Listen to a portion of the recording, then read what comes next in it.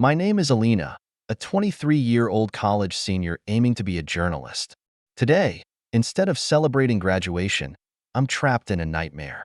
Barely 24 hours since we buried my dad, Martin, he made me feel loved despite being halfway across the world. The house feels emptier without him. Standing numb in the foyer, my mother, Claudia, and sister, Victoria, announced plans. The words ring like a funeral knell, destroying any sense of family unity. "We're going to sell this house," Claudia says with a cold glint. I can't believe it. They're already thinking about money, betraying the loss of my dad. Victoria taunts, questioning my entitlement. Their greed and obsession with wealth mock me. "You're the worst," I cry out, unable to contain my anger. "I'm done with them." The bell rings, interrupting, wiping angry tears. I open the door to a stranger in a dark suit. "My condolences, may I come in?" he says solemnly. I let him in, wondering about the impact on our broken family. The echoes of my father's laughter are replaced by memories of hurtful words and emptiness. Sitting at the dining table, I struggle to focus. Dad's passing left a void, and their plan to sell our home cements the destruction of our family bonds. They seem so eager to chase their fantasies of luxury condos and designer lives that nothing else mattered. Dad had been our anchor, and I'd expected at least a pretense of unity after he was gone.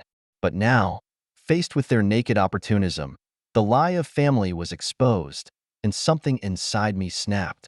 Tired of being the outsider, the one who cared, I was ready to walk away from it all. Adrift in these thoughts, the doorbell rings, a sound I now associate with disruption and unwelcome news. At the door stands a man from my father's past, someone whose connections to our family had faded over time. "Good evening," he greets me. "I need to speak with you about your father's affairs."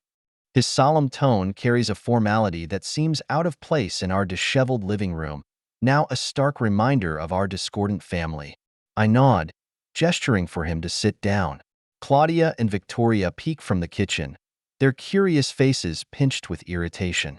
The man pulls out a stack of papers from his briefcase, his expression grim. "I'm Mr. Adams, your father's attorney. He entrusted me with his will and some final instructions," he explains as he adjusts his glasses, preparing to deliver news that feels poised to shake the foundation of our already crumbling household. Claudia leans in, her interest piqued. Victoria tries to look uninterested, yet hovers close by as Mr. Adams begins to speak. I brace myself for what's to come, unsure of the consequences, but certain that our family dynamics are about to change once again. The room seems to contract with tension as Mr. Adams clears his throat, unfolding the document that held the final wishes of Martin, my father. Claudia and Victoria perch on the edge of their seats, their eyes betraying a keenness they'd struggled to mask since we lost him. "In accordance with your father's requests," Mr. Adams starts, "I am here to read the will and begin the process of executing his instructions." He looks around at each of us, perhaps gauging our readiness for what he's about to divulge. I can't help but feel a sense of dread. Growing up in the shadow of my mother and sister's expectations had taught me to expect little, to brace for disappointment. Yet, as the attorney's words begin to flow, it's evident that our expectations are about to be overturned. To my daughter, Elena, I leave the entirety of my estate, including the family home and all accumulated savings and investments. The room falls silent but for the rustling of paper and the distant tick of the grandfather clock. Mr. Adams continues to read, but I barely register his words. All I can hear is the thundering beat of my heart and a kind of ringing in my ears. "It can't be right," I finally manage to stammer, my voice sounding far into my own ears. "But why?" Victoria's chair scrapes violently against the floor as she stands, her eyes widening in a mix of shock and fury. Claudia, similarly stunned, remains seated, her mouth opening and closing soundlessly. JN, who had until now hovered quietly in the background, steps forward as if to protect or perhaps restrain Victoria. "This is some kind of joke, right?" he demands. But Mr. Adams simply offers a somber shake of his head. "There's no error," he assures us. "Martin was very specific in his directives. He believed that Alina, with her convictions and work ethic, would best honor his legacy and manage his assets responsibly. Claudia finds her voice as disbelief gives way to anger. But what of us? She snaps. Her mother and sister. Are we to be left with nothing while she takes everything? The question hangs in the air, a palpable cloud of resentment radiating from my mother and sister. I'm at a loss for words, torn between the immense responsibility thrust upon me and the sting of their evident greed. Mr. Adams meets my gaze. Martin had his reasons, which he believed would be understood in time. We must discuss the next steps and the details of the estate. As he talks, I can't help but wonder what my father saw in me, what faith he had placed in my hands, and how I could ever hope to fulfill it amidst the ruins of our family unity. The silence after Mr. Adams's revelation feels almost as heavy as the sadness that gripped me during my father's funeral. Claudia and Victoria's outrage fills the room, crashing against my shock like waves against a cliff. For a moment, no one speaks. We're trapped in a standstill, the implications of my father's will cutting through the air like a cold wind. My reasons, Mr. Adams finally continues, looking directly at me, were detailed in a personal letter left to me by your father, for you, Elena. I'm to give it to you after the reading of the will. Victoria's voice breaks the spell, but there must be some mistake. I mean, she can't just get everything. Her words ricochet off the walls, heralding a battle I have no desire to fight. Jayan puts a restraining hand on her shoulder, but it does nothing to dampen her spirit. And what about us? What are we, strangers? He decided to discard after everything we've done for him? She seizes upon the words like a weapon, her voice rising to a crescendo of disbelief. Claudia's mask of shock peels away, revealing the anger beneath. Exactly, there must be some provision for this, some oversight or option for dispute. This is preposterous. Her hands grip the arms of her chair, knuckles whitening. I finally find my voice, feeble though it sounds even to my ears. I don't understand. Why would Dad do this? What was he thinking? My mind races with unanswered questions, all pointing to a man I realized I may never have truly known. Mr. Adams removes his glasses, pinching the bridge of his nose before responding. Martin had his reasons, and he wanted you to know them, but in his own words. As for Claudia and Victoria, he turns to address them. You may contest the will if you wish. The Martin's instructions were explicit, and his sound mind when drafting it is well documented. The room falls into chaos once more, voices clashing. Claudia and Victoria express their anger and confusion, scrambling for a plan of action. I barely hear them. My thoughts are with the unopened letter, a final message from my father that burns a hole in the table where it lies. Taking a deep breath, I reach for the letter. The paper feels both insubstantial and as heavy as lead in my hands. Unfolding the creases, I prepare to read the words of a man who chose to speak from beyond the grave rather than in life. An inheritance that feels more like a chalice of poison than a cup of blessings. Alone in my room with the door securely closed, I unfold the letter with trembling hands. Each crease seemed to hold a whisper of my father's voice as the written words appeared.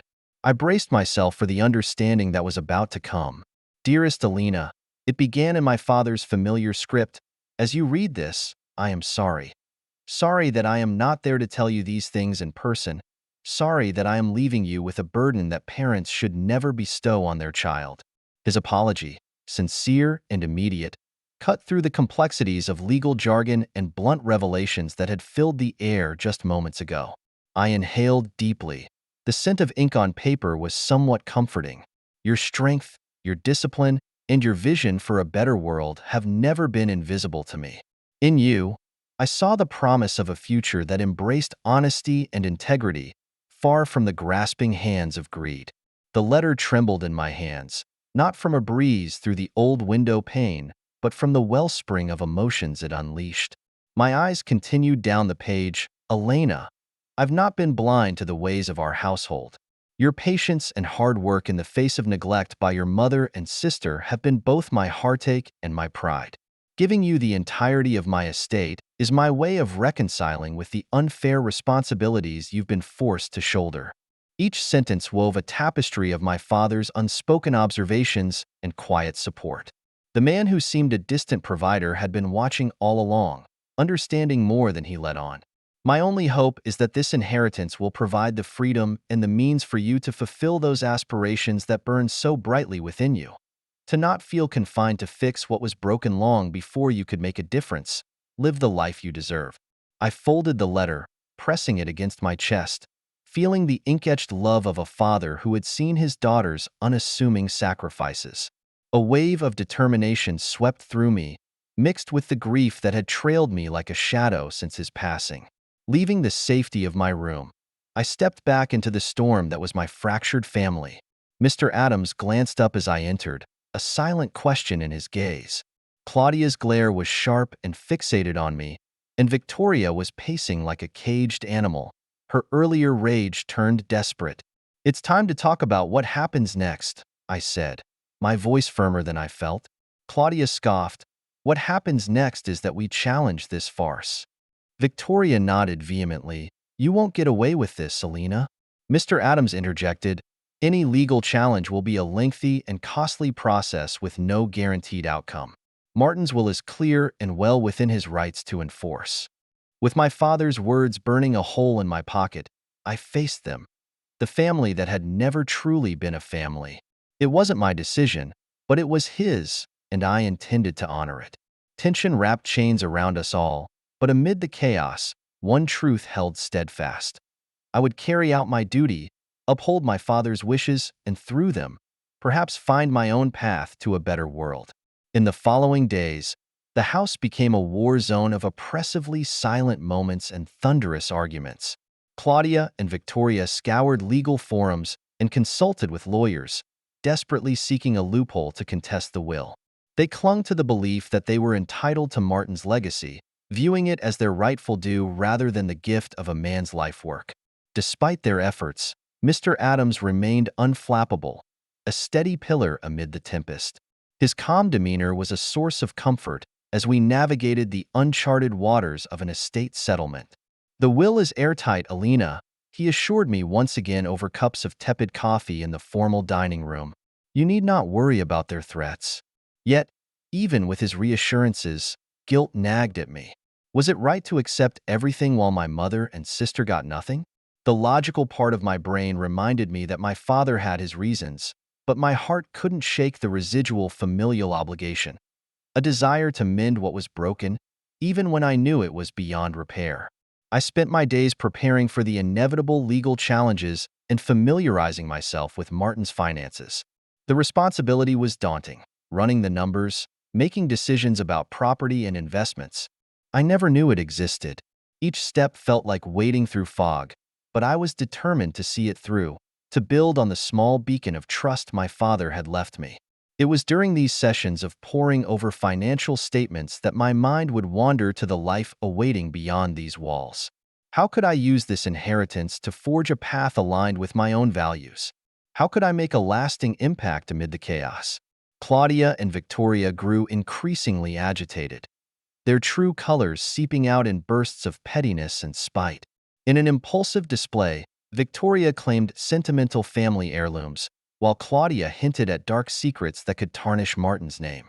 Their insinuations aimed to wound, to shake my resolve, but I had become adept at navigating their emotional minefields. One particularly tense evening, the air thick with unsaid threats and frigid stares, I reached my breaking point.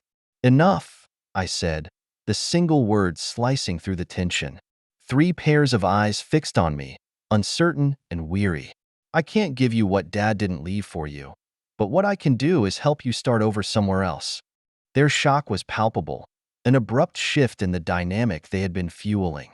"It won't be a life of luxury, but it will be a fresh start," I continued. Claudia's laughter was sharp and humorless. "A concession prize from our dearest Elena. How magnanimous," she sneered. Her sarcasm was a familiar sting, but it glanced off the armor years of antagonism had helped me forge. "It's not a prize, it's a choice. Take it or leave it, but understand this. I am moving forward with or without your acceptance." Their response was a symphony of silence and grudging nods, a tenuous agreement forged at the crossroads of greed and survival. As I retreated to my room, The letter's weight in my pocket reminded me of the journey ahead, one where I'd navigate not only the inheritance, but also who I would become as a consequence of it. The days turned into weeks as my life became a routine of meetings with Mr. Adams and navigating the complex process of realizing my inheritance. Claudia and Victoria, having reluctantly accepted my offer, began their search for a more modest place to call home. The atmosphere grew less contentious, though the air still held a chill that went beyond the coming of winter. It was a time of paradoxical solitude amidst the chaos. The house felt larger and more desolate with each packed box and removed piece of furniture. I found temporary solace in my father's study, which remained untouched, a capsule of the past that echoed with a time when family strife was just a faint undercurrent beneath the surface of our daily lives. The day finally came when Claudia and Victoria left the house for the last time. With the signing of a check and a curt farewell, they were gone, taking with them remnants of a life that was forever changed. Standing in the doorway, I watched as their car disappeared around the bend, feeling an unsettling mixture of relief and sorrow. It was time to look to the future.